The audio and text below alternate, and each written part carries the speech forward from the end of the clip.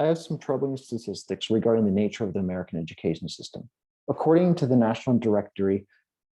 Literacy Directory, America's the 72nd worst literacy rate in the world out of 197 countries. According to a 2018 article in the JRST Willie Journal by T. Craig and J. Marshall, American students are falling behind their international peers in STEM fields, in science, ranking 27th in mathematics and 20th in science out of the 34 countries in the Organization for Economic Development and Cooperation. And 1.2 million students per year fail to graduate high school. I argue that high stakes standardized tests play a major role in these detrimental effects that we're seeing, where it diminishes the passion and motivation students feel throughout schooling, diminishes their opportunities, and especially affects the opportunities and grades of economically disadvantaged or minority groups in America. In this presentation, I'll discuss these points of how standardized tests lead to a constrained curriculum that results in lower scores on consecutive exams, robs students of a rich and inspiring education, maintains social and economic inequalities. One of the primary issues revolving around tests includes how it disrupts practical learning. Jason Geertz highlights this in a 2018 article in the Sage Journal, where high-stakes standardized tests reduce motivation, reduce the breadth of the curriculum, results in the degradation of reputation of schools, makes it more difficult to hire teachers, and degrades teacher teaching practices. Additionally, high-stakes exams at the end of graduation or at the end of the schooling period results in lower scores, lower graduation rates, and lower ACT and SAT scores for future post-secondary education. This is furthered by the stifled of creativity and imagination that results from tests, where Kyung-Hee Kim conducted a study in Roper Review that determined a negative relationship between PISA exam and a CAT exam, where the PISA is a program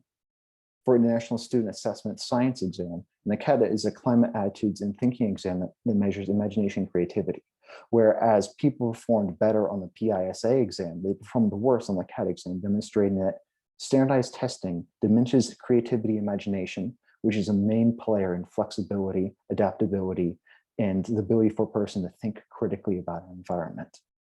And finally, Amy Bach, in a 2018 entry in the Texas Journal of Literacy Education, discovered that as students are increasingly composed of English language learners and economic disadvantaged groups, where 1 in 5 individuals are English language learners and 2/3 are economically disadvantaged, they face unique challenges associated with their settings, where they have lower rates of entry and completion of post-secondary education, lower rates of high school or secondary completion, and disproportionately low performance on standardized testing. These are all caused by the unique elements of standardized testing that makes it harder for students to learn as the curriculum is constrained around the tests. I advocate that project-based learning is the solution to this issue, where project-based learning gives students the ability to tackle authentic challenges and discover more about their material through inquiry-based learning instead of studying for the test and doing memorization. This idea is supported by Craig and Marshall in their GST Willie Journal, where they discovered that students had a higher motivation and a higher passion for learning and discovering information, and they had a higher retention of this information, outperforming students that take standardized testing and the state averages for STEM fields. And of course, if we're going to implement project-based learning, it would necessitate a reduction of standardized testing in the school system, where we would reduce the amount of schools and increase the amount of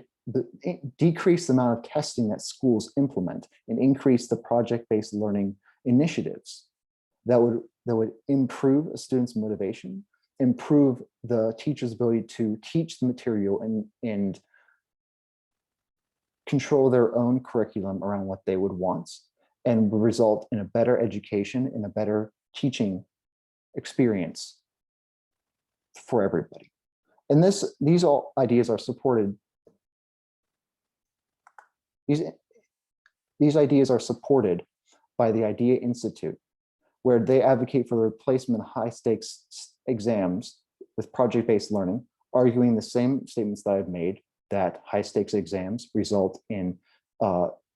perpetuating inequalities. They are an unfair metric for student graduation, student assessment, teacher assessment,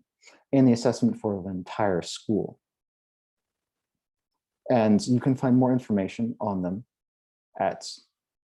democraticeducation.org. Additionally, and this is all important, this is all vital, due to the fact that education is a core element of a person's success and knowledge in life, where the more education they have, the better, the more apt they will be, and the tools they will have at their exposure to be able to tackle life, tackle the challenges in life, and lead to a productive life that would lead to them